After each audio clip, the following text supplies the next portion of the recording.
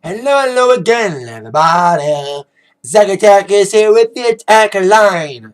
For this Wednesday, December the 3rd, 2014. Wait, hope everyone had a great weekend since I did not make an Atakline on Monday. So, I will tell you about my gigs I did this past weekend. Since, like I said, I didn't do an Atakline on Monday. Hope everyone had a great Thanksgiving since it's been late. I had only one gig this past Thanksgiving weekend. Surprised I didn't DJ the day before Thanksgiving. I done that for Jefferson Street Pub in Harrison Township for the last couple of years, but they didn't have me for the day before Thanksgiving. I am going back to Jefferson Street this Saturday, along with going back to Power on Friday for the Christmas dance for the 6th year in a row for 8th graders. But I had one gig this past Saturday night on the 29th. After going Black Friday shopping, got some good things for Black Friday. Got some cool t-shirts and stuff. And a new wireless Bluetooth thing. Had to get Saturday for a flag football after party in a garage in a house. A 2-car garage in Rochester Hills. Kind of by Rochester Adams High School, where Madonna went to high school at. So that's kind of cool to be down there. Kicking down there for the first time. Because I DJ in Rochester before. I'm based out of Romeo in Washington and all that. But I want to try to expand to other townships. You know, I did do a show at an elementary in Rochester in April, but never a private party in Rochester before, and that was kind of cool. We were in the garage, like I said, and a lot of people were literally watching football. So it took a little bit for everyone to get in the garage. But once the moms and dads got in the garage, got a little drunk a little bit, mostly the moms, bang! From like 8 o'clock to midnight, it was crazy. You know, the kids were there a little bit, but the kids mostly hung out in the basement most of the night. So the garage was all the parents. New stuff worked, funk, disco, a lot of stuff worked. Man, it was crazy. For 3 hours, it was 4 hours, it was crazy.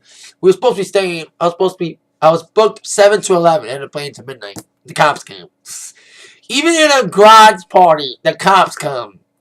Because we're in a subdivision, that's probably why, and it's Rochester. So, they must have less tolerance for sound than in Washington, Romeo. Well, almost the same, but still. It was a fun party this past Saturday. It was awesome. It was more awesome than I thought it was going to be. You know, it was crazy. You know, line dances worked. You know, new stuff worked. A lot of stuff worked. You know.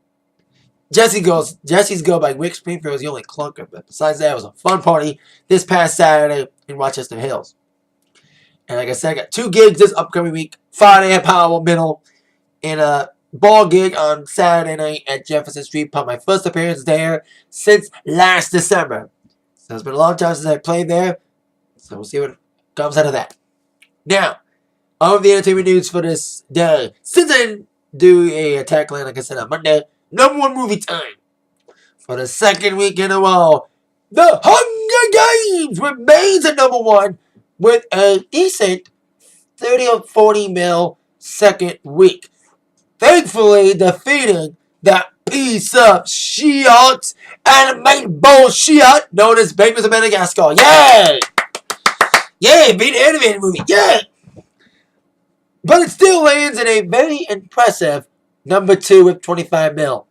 Mikey J beat everybody 56 mil, bringing its total to 225 mil. Now, like I said, Madagascar made 25 mil for the 3-day. 5-day, since it opened on Wednesday, made 35 mil in the 5-day one starting Wednesday. Well, Hobo Bosses 2 barely made the top 5 with an okay 15 mil for his 3-day total. 5-day total, 22 mil. So there you go. For now on with other #1s. Billboard #1s. Well, she's back on top of both charts. After being kicked off last week for the #1 album slot by One Direction, Taylor Swift returns to the #1 slot of the top 200 this week, back at the top with 1989 for a 4th non-consecutive week. It's back at the top thanks to new rules, new exceptions to the Billboard 200. It now shifts its methodology to a multi-metric consumption model. The ranking of the top 200 albums includes on-demand streaming and digital track sales in addition to album sales from digitally and also physically. And you heard me say that Taylor Swift's back on top of both charts. She's still your number one single as well. For the third week in a row, Blank Space is number one on the top 100, Hot 100.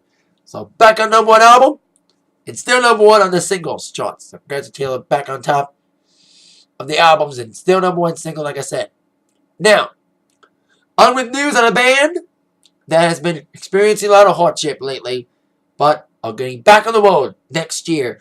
U2, of course, has dealt with their injuries as of late, with Bono recently getting injured in a cycling accident, fracturing his orbital bone and various bones in his body, canceling an appearance, a week-long residency at Tonight's Show on Jimmy Fallon, and recently had to make an appearance at a World AIDS Day event without Bono. The remaining three, they call it U2-1, with Chris Martin and Bruce Springsteen filling in valiantly for Bono for that one-day event this past Monday.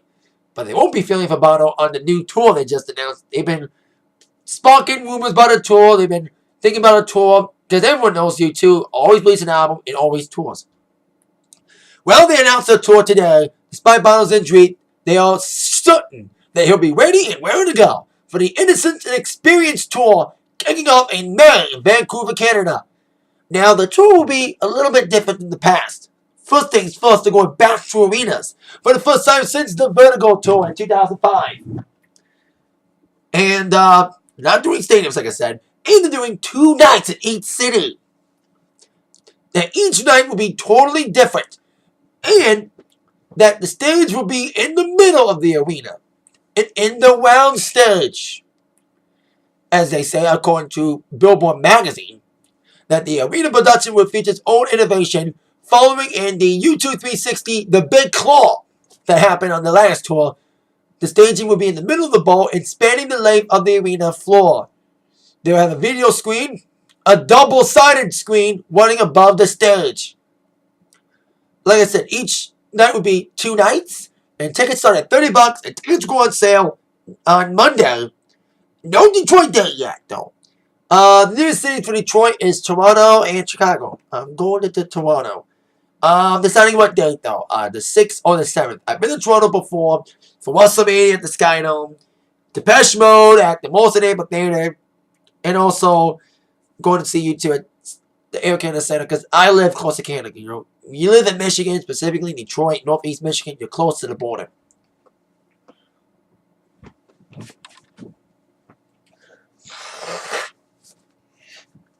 So I'm going to Toronto for the 3rd time in my life, going to see U2 in Toronto in July.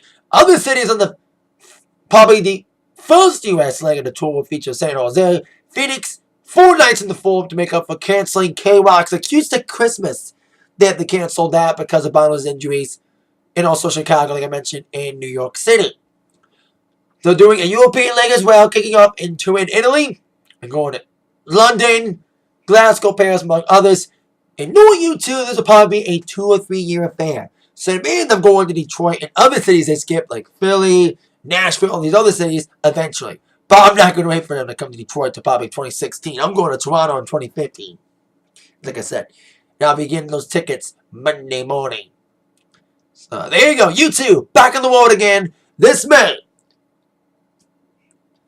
Of course, permitting that Bono will be fully recovered by May, which they are certain he will be by May, to kick off the Innocence and Experience tour in May in Vancouver, Canada.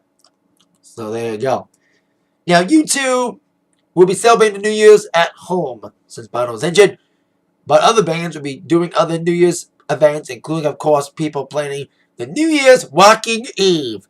Now, a few weeks ago, I mentioned that Taylor Swift will be in New York for New Year's Rockin' Eve with the new Dickety Dick, as I like to call him, Dick Clark Jr., and it's true, Ryan Seacrest.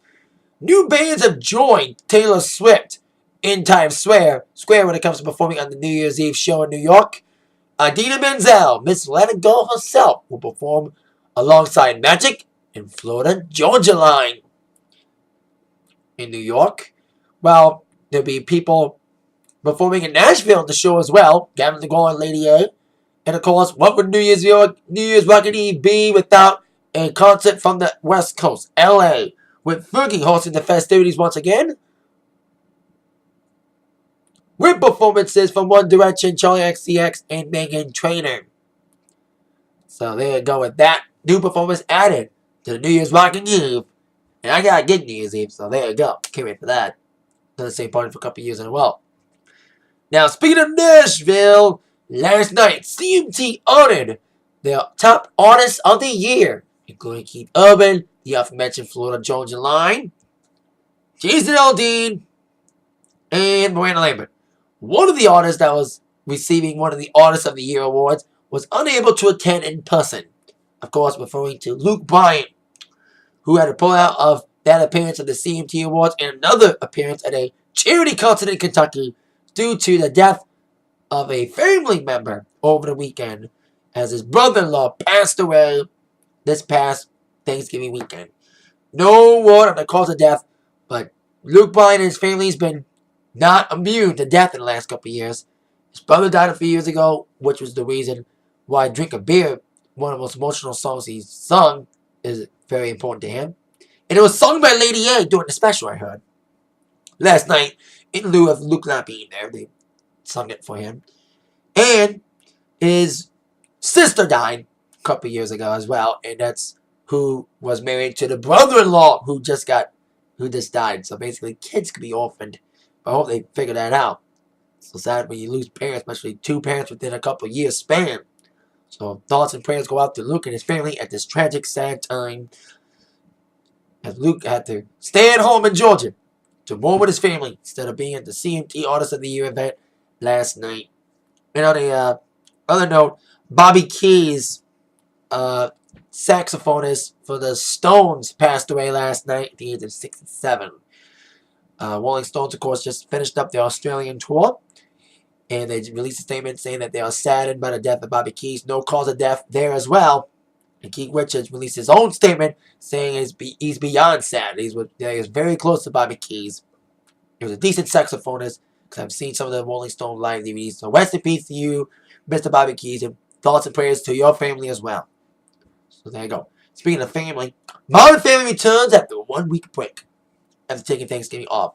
Like the last episode a couple weeks ago, the Thanksgiving episode was pretty good. They aired it the week before Thanksgiving. So can't wait to see new Modern Family tonight at 9, 8 Central on ABC. Well, I'm recording a DVR because I'm going out tonight. That's why there's Atakline's up early before 6. And that is it for the Atakline for this day. Thank you all very much for watching. That mind, y'all been attacked by the news from Zach. See you later. Yeah.